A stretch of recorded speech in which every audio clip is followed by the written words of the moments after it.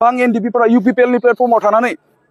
जोंनि जेंना सुफुंनायनि बेलायाव खामानि मावदोंमोन खोथा होदोंमोन जे जोङो सरकाराव जुदि फैयोब्ला प्रमोद बर' बिथाङा खोथा होदों जोंनि जेंनाफोरखौ फोजोबनानै होगोन रन्जन दैमारिखौ बरनगोन जोंनि जेलाव थानाय गासैबो गबोगोन पलिटिकेल बेकिं होगोन बिदि होननानै बिथांमोनाबो नाजादोंमोन जों नागिरदों दिनै बे 17 बोसोराव जोङो जि सरकार नुबाय बे 5 बोसोराव जों जि सरकार नुबाय बिनिख्रुइ जोङो साबसिन जों मावनो नागिरदों बिटिसिनि इलेक्शना खाथिखाय जोङो सिगां बिटिसिखौ जों टारगेट खालामग्रोदों आरो बिनि उनाव जोङो सारा आसामाव जोंनि बे पलिटिकेल पार्टिखौ जों फेहेरगोन थारैनो दिनैनि साना जोबोद गोजोनथाव इउनाइटेड फराम अफ एक्स एनडिपिआ गोबांथार नाजाहै दिनै मोनसे माने पर्यायाव मोनफैबाय जोङो इउनाइटेड फरामनि हांख्राय इउनाइटेड फरामजों गोबां बे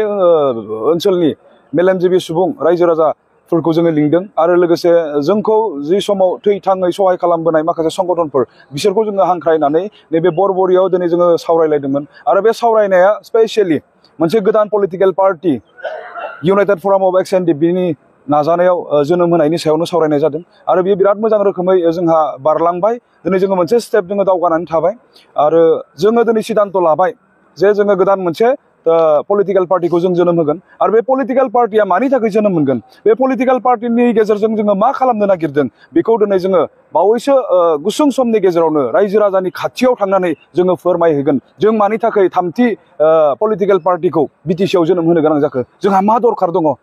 दिनै एनडिपिआ 34 बोसोर हाथियारनि संग्राम खालामखांनायनि उनाव गोदानै पलिटिकल पार्टी मानो दिनै जों जोनोम होनो गोनां जादों बिनि सायाव जोङो गोबां बिबुंथिफोरखौ लादों जोंनि मेलेमजिबि सुबुंफोरा जोंखौ सुबुरनफोर होदों आरो दिनै जों बुजि मोनदों जारिमिनखौ नायफाफिननानै जोङो रोखायै बुंनो हायो 2003 मायथाइयाव बेलटिआ बिटिसि सुक्ति खालामबाय सुक्तिनि उनाव बेलटिआ जोब्बाय बेलटिआ थैबाय बेलटिनि गोथै सहआव बिपिएफआ जोनोम मोनबाय जायनि थाखाय दिनै बिपिएफखौ कन्टिनिउ बेलटिफोरा दैदेननो हादों दिनै एनडिपिआ 33 बोसोर नांबाय जोंबो थांनाय 2020 मायथाइनि 27 जानुवारियाव गोरोबथा खालामबाय नाथाय जोङो थैबाय जोङो जोब्बाय दिनै एनडिपिआ जोबखांनायनि उनाव जेबो दिनै जोंहा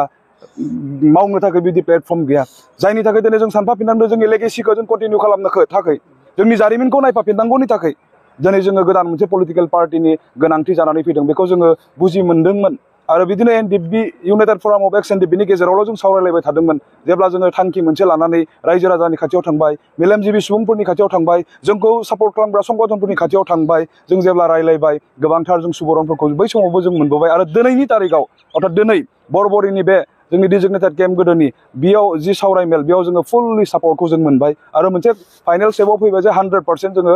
गोदान मोनसे पलिटिकेल पार्टीखौ खोब गुसुं समनि गेजेरावनो जोङो डिक्लेयार खालामगोन दिनै जों बेबायदि पर्यायाव बे सावरायनायनि गेजेरजों जों सफैनो हाबाय स' बेवहाय आं खावलायगोन साफ्रोम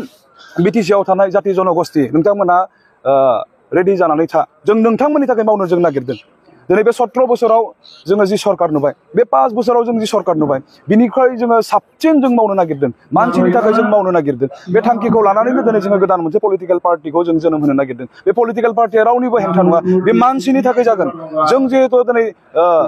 नासयजानाय गादब जानाय सोबख' जानायनि थाखायनो जों जुजिनो गोनां जादोंमोन जाहाथे जोंबो बुहुमनि बिखायाव मान सन्मान जों देदगा दुदगायै थांनानै थानो हायो जोंनियावबो लामा मोजां जायो जोंनियावबो हस्पिटाल जायो जोंनियावबो इउनिभारसिटि जायो गुबुना जेरै हरनि खोमसियाव स्राङाव थानो मोनो जोंबो जाहाथे जों स्राङाव थानो मोनो बेबायदि माखासे थांखिफोरखौ लानानैनो दिनै एनडिपिआ जुजिबोखादोंमोनखा थ' दिनै जों नायदों दिनै जोङो बे 17 बोसोर जि सरकार नैबे 5 बोसोर जि सरकार बिनिख्रुइ जोङो बेटार मोनसे अल्टारनेटिभ मोनसे पलिटिक्सखौ राजखान्थिखौ दिनै जों लाबोनो नागिरदों आरो थोंजोङै जुदि बुङोबा बे राजखान्थिया मानसिनि थाखाय राजखान्थि जागोन दिनै जोङो सोरनिबा सरकारजों खालामनो नागिराखै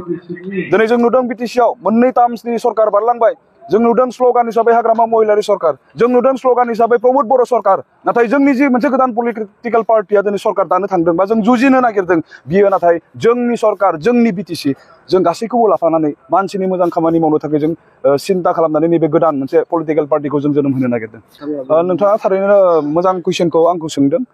दिनै पलिटिकेल पार्टीया बिटिसिनि इलेक्शना खाथिखाय जोङो सिगां बिटिसिखौ जों टारगेट खालामग्रोदों आरो बिनि उनाव जोङो सारा आसामाव जोंनि बे पलिटिकेल पार्टीखौ जों फेहेरगोन जेराव जोंनि सुबुंफोर दङ जेराव जोंखौ हास्थायो जेराव जोंखौ मोजां मोनो बेबायदि जायगासिम जों लांनानै जोंनि बे पलिटिकेल पार्टीखौ जों फेहेरनो जों सिन्था खालामनानै दङ राजखान्थि हान्जाखौ दैदेननो जोनोम होनो गोनां जानायनि आन्दोआव गोबांथार सैथो बाथ्राफोर दङ दिनै एनडिएफबिहा गावनि निजासा मोनसे प्लेटफर्म गैयैखाय आं दहायबो बुंदों 34 इयार्स नांनायनि उनाव जोङो सुक्ति खालामनानै जोब्बाय थैबाय जों एनडिएफबिखौ कन्टिनिउ खालामनो हाया नाथाय जोंहा जारिमिन दङ थांखिफोर दङ बेखौ नायफाफिननो थाखाय जोंनो पलिटिकेल पार्टिनि गोनां आरो दिनै जों नुदों बारलांनाय माखासे समाव आंनो खद बिपिएफनि प्लेटफर्माव थानानै जोंनि जेंनाफोरखौ जों सुस्रांनायनि थाखाय रायजोनि खाथियाव थांनानै भट बिदोंमोन गोबां एनडिएफबिफोरा इउपिपिएलनि प्लेटफर्माव थानानै जोंनि जेंना सुफुंनायनि बेलायाव खामानि मावदोंमोन खोथा होदोंमोन जे जोङो सरकाराव जुदि फैयोब्ला प्रमद बर' बिथाङा खोथा होदों जोंनि जेंनाफोरखौ फोजोबनानै होगोन रन्जन दैमारिखौ बरनगोन जोंनि जेलाव थानाय गासैबो गबोगोन पलिटिकेल बेकिं होगोन बिदि होननानै बिथांमोनाबो नाजादोंमोन दिनै नुबाय बिपिएफआ बिटिसिआव पावाराव फैयाखै जों जेखौ नाजादोंमोन नाथाय इउपिपिएलआव जाय एनडिएफबिफोरा जोंनि जेंनाखौ सुस्रांनायनि सार्थआव खामानि मावहैदोंमोन बिथांमोना पावाराव फैबाय दिनै नुबाय बावैसो समनि सिगां जि क'क्राझाराव आसाम एसेम्बलि जालांबाय बेयाव बिराद गोदोर मोनसे एग्जाम्पल बिराद गोदोर मोनसे बिदिन्थि जोंनि गेजेराव होनानै गालांबाय दिनै बर'फ्रा एमएलए दङमोन लाकिलि जोङो आसामनि एसेम्बलिखौ क'क्राझाराव मोनबाय बिपिएफआबो एमएलएफोर दङ जाय एमएलएफोरखौ जोङो थैथां नांनानै देरहाहोबोदों इउपिपिएलआव थानाय एनडिएफबिफोराबो थैथां नांनानै दिनै एमएलएफोरखौ देरहाहोदोंमोन मानि थाखाय जोंनि जेंनाखौ सुस्रांनांगौनि थाखाय नाथाय जों नुबाय बिपिएफनि एमएलएफोराबो दिनै फंसेबो बुङाखै इउपिपिएलनि एमएलएफोराबो दिनै फंसेबो बुङाखै अखिल गगৈ बायदि व्यक्तिया एनडिएफबिनि जि गोथां मोनसे समायसा बे समायसाया सुस्राजाथारनांगौनि सार्थआव बिथाङा खोथा बुंनायखौ जों नुदों बेयाव जोंनि मेगना आरो बांसिन गेवदों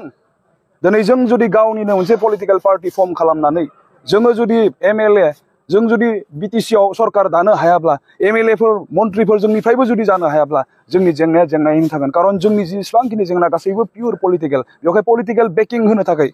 दिनै जोङो जोंनि जेंनाफोरखौ फोजोबनो थाखाय जोङो गोदान मोनसे पलिटिकेल पार्टि जों दादों आरो बे दानो नागिरनायनि